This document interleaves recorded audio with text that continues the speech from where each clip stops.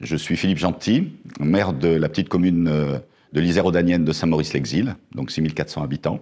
Je suis également vice-président aménagement du territoire et urbanisme de mon intercommunalité entre Bièvre et Rhône. Et je suis également vice-président environnement biodiversité du SCOT des Rives du Rhône. Alors la biodiversité, c'est un élément qui est indispensable à l'évolution de l'homme, à son développement, à la vie sociale. Aujourd'hui, la biodiversité, elle nous entoure. Chaque action que nous pouvons avoir, que ce soit au niveau urbain avec la mise en place d'un lotissement, que ce soit au niveau industriel avec le développement d'une zone d'activité, avec la valorisation d'une zone humide, avec le développement de l'agriculture raisonnée sur notre territoire, tout ça, ça a un lien avec un seul élément, qui est la biodiversité, qui est l'ensemble des systèmes, des écosystèmes qui nous entourent. Que ce soit les espèces, que ce soit le milieu, ou que ce soit l'homme, puisque l'homme fait partie de ce milieu. La biodiversité, c'est une richesse. C'est notre richesse. C'est une richesse qui nous entoure, que nous avons chacun à un degré divers. Mais nous avons cette richesse autour de nous, quelle que soit la collectivité. Et l'objectif, c'est d'arriver à montrer que quand on agit sur la biodiversité, on agit sur notre richesse. Et que cette biodiversité, elle ne doit pas apparaître comme une contrainte, mais comme une richesse à préserver, voire à développer. Et si à l'issue du mandat, j'ai réussi à convaincre un certain nombre d'élus d'avoir une autre approche de ce qu'est la biodiversité, et qu'à l'issue de ce mandat, voire les mandats futurs, la biodiversité soit vraiment considérée dans les projets comme une richesse à préserver et non pas comme une contrainte à contourner, je serai le plus heureux des élus. Alors, la biodiversité, ça nécessite aussi de connaître parfaitement l'environnement dans lequel on intervient. Au sein de sa commune, je vais prendre la commune de Saint-Maurice, donc notre objectif, c'est d'arriver à mieux connaître la qualité de la biodiversité. On connaît des milieux intéressants, on connaît des milieux boisés, on connaît les milieux agricoles, on connaît des zones humides, on connaît le Rhône, on connaît la problématique liée aux contraintes des zones d'activité. Le tout, c'est d'arriver à en faire une unité, c'est-à-dire à se dire, on a une qualité dont on connaît les valeurs, comment est-ce qu'on peut faire, soit pour la protéger, soit pour la développer. Et ça, on le lègue à nos générations futures. Et c'est ce qui va faire la valeur, après, de notre commune. Et cette biodiversité, encore une fois, on l'approche de différentes façons. On peut l'approcher, comme j'ai dit, on peut l'approcher par la connaissance de ces espèces, la connaissance des milieux, la fragilité de certains milieux, la fragilité de certaines espèces. Mais surtout d'arriver à faire le lien, encore une fois, entre toutes les qualités qu'on a autour de nous pour, encore une fois, donner envie à la population de se développer et de vivre dans notre commune. Parce qu'encore une fois, la biodiversité, c'est tout ce qui nous entoure, c'est tout ce qui fait la qualité de vie, c'est tout ce qui fait le cadre de vie. Et on ne s'en rend pas compte sur le moment, mais on s'en rendra compte dans le temps. Vous avez toujours l'aspect économique qui rentre en ligne de compte. L'aspect du développement économique ou l'aspect du développement résidentiel. Parce qu'à partir du moment où une commune n'arrive pas à se développer, petit à petit, elle va s'étioler, et notamment pour les petites communes rurales, si on ne continue pas à remplacer les populations, à ramener des populations jeunes avec des enfants et tout, il ne va plus y avoir d'école. S'il n'y a plus d'école, il n'y a plus de services. Et petit à petit, la commune va se refermer et va mourir à petit feu. Il faut arriver à valoriser ce qui peut l'être. La loi, aujourd'hui, on a une loi qui s'appelle Climat et Résilience, qui introduit le zéro artificialisation nette. Je dirais même ceux qui sont réfractaires aujourd'hui. Avec le zéro artificialisation nette, il va être obligé d'intégrer cette dimension de biodiversité. Avec l'application de la séquence qu'on appelle, entre nous, ERC, éviter, réduire, compenser, automatiquement sur chaque projet. Il faut le prendre sur chaque projet, pas uniquement les projets importants, mais sur chaque projet, il faut se poser la question. Qu'est-ce que ce projet va avoir comme incidence sur notre milieu? Pas une incidence, une contrainte, mais comment on va pénaliser ce milieu? Comment on peut éviter de le pénaliser? Comment on peut réduire cette compensation, réduire cet effet? Et puis à terme, se dire on peut rien faire parce qu'on n'a que ce lieu pour arriver à le mettre en place, ce projet. Comment on peut compenser? Mais on ne compense pas un pour un. On compense en améliorant la situation par rapport à... Voilà. Donc, il vaut mieux anticiper sur une situation qu'être contraint à la mettre. Moi, je préfère toujours l'anticipation à la réaction. Et aujourd'hui, justement, cette prise en compte de la biodiversité va dans le sens de l'anticipation. Il faut y croire, il faut essayer d'être convaincant. Mais il faut écouter. Il faut écouter les personnes qu'on côtoie. Parce qu'effectivement, il faut comprendre les raisons pour lesquelles il peut y avoir de la réticence sur l'environnement, sur la nature. Les gens, quand on parle de biodiversité, ah ouais, t'es écolo, toi. Non, c'est pas, c'est une caricature.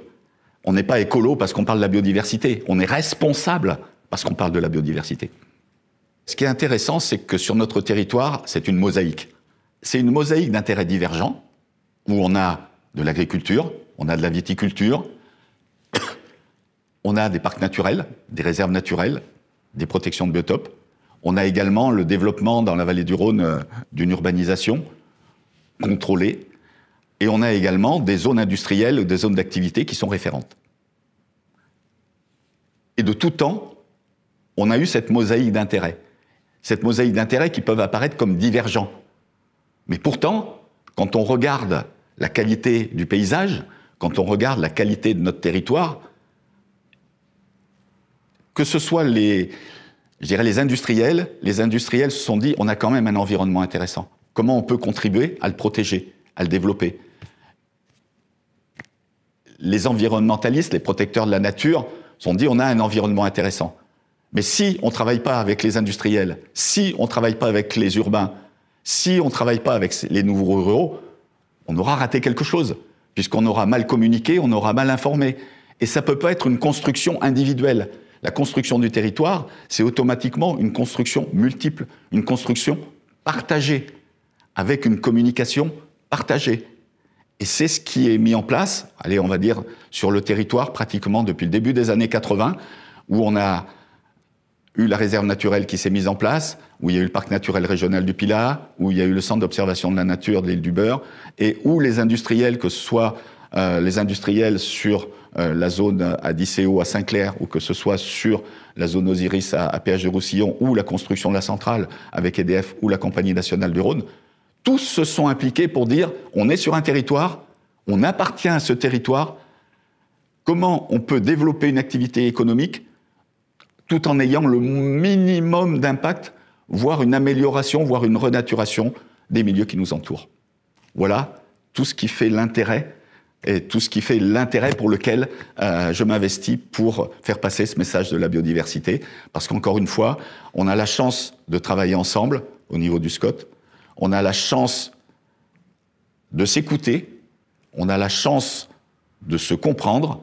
C'est pas toujours facile parce qu'on peut avoir des divergences, mais on fait avancer le territoire ensemble. Et ça aussi, c'est un atout de notre territoire.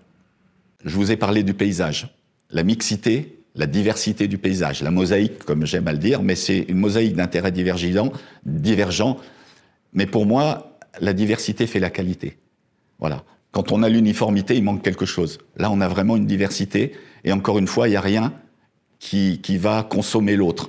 Il y a un équilibre entre les... Voilà. Donc ce paysage, pour moi, la dimension paysage, c'est une valeur environnementale qui est importante. Après, vous avez l'intérêt des zones naturelles qui ont également été préservées, que ce soit au niveau des vallons, que ce soit sur la vallée du Rhône, que ce soit la prise en compte dans l'aménagement des lotissements, puisque ça aussi, c'est quelque chose qui est très important et qui fait la qualité, qui fait le cadre de vie. Mais ça fait également le lien social. Parce que si on est bien dans un environnement, socialement également, c'est plus facile de s'y intégrer. Après, il y a un autre élément qui est important, c'est qu'il faut arriver à faire comprendre aux plus jeunes générations tout l'intérêt, entre guillemets, des circuits courts, tout l'intérêt des plantations, des jardins, de ramasser ce qu'on plante, de consommer ce qu'on produit. Et ça aussi, c'est important. C'est pas uniquement quand on va chercher des radis ou quand on va chercher des pommes de terre ou des tomates. Ça se crée pas dans les supermarchés. Ça existe dans les jardins. Il y a une dynamique, il y a un respect du sol, il y a un respect de l'environnement. Et ça, faut démarrer très tôt avec les écoles maternelles ou avec les écoles élémentaires pour arriver à justement à valoriser cette proximité des sols. Et puis la biodiversité, c'est également le respect des matières premières. Et c'est pour ça que l'économie circulaire, c'est un élément qui est très important.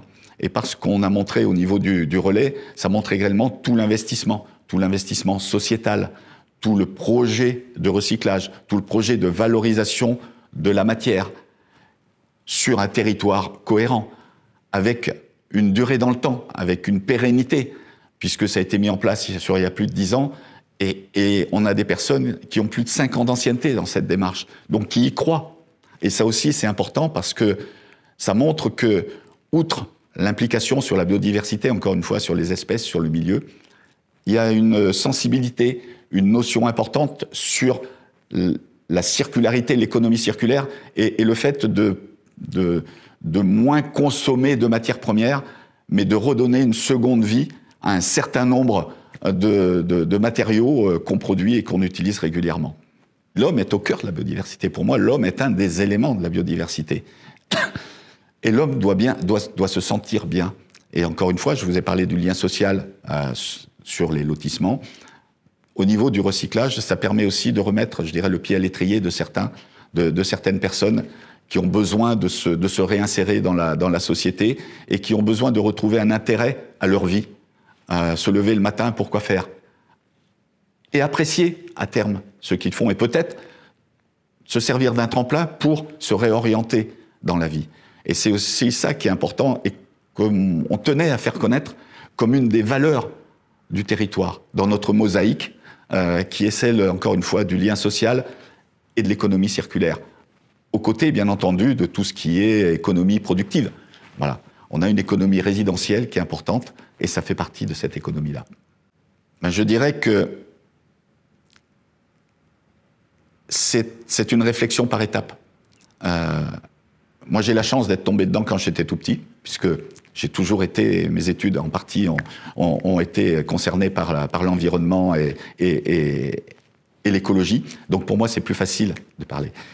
Mais il faut le faire étape par étape. Et petit à petit, vous allez comprendre.